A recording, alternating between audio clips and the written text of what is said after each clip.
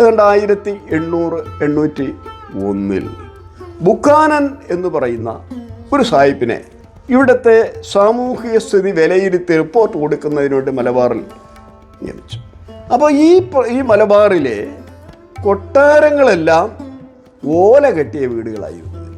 നമുക്കൊരു അതിശയം തോന്നാം. ഓല കെട്ടിയ വീടുകളോ കൊട്ടാരം എന്ന് പറയുന്നത് നമ്മുടെ മനസ്സിലുള്ളൊരു വലിയ സങ്കല്പമുണ്ട്.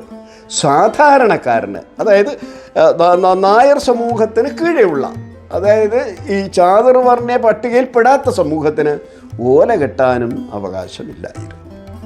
അവർ പുല്ലുമേഞ്ഞ് അതിനകത്ത് ജീവിക്കണം. പത്മനാഭസ്വാമി ക്ഷേത്രത്തിലെ പ്രധാന ക്ഷേത്രം ഒഴികെ ബാക്കിയുള്ളത് മുഴുവൻ ഓലയായിരുന്നു.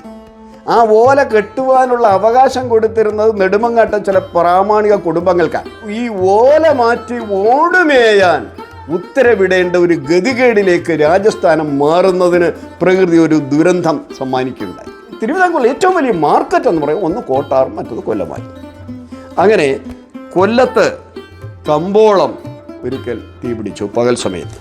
ആ ദുരന്തം സംഭവിച്ചതിന് ശേഷം അന്നത്തെ തിരുവിതാംകൂർ റാണിയായിരുന്ന ഗൗരി പാർവതിഭായി ഒരു ഉത്തരവിറക്കി, ജനങ്ങളെല്ലാം കമ്പോളത്തിൽ ഓട് മേയണം.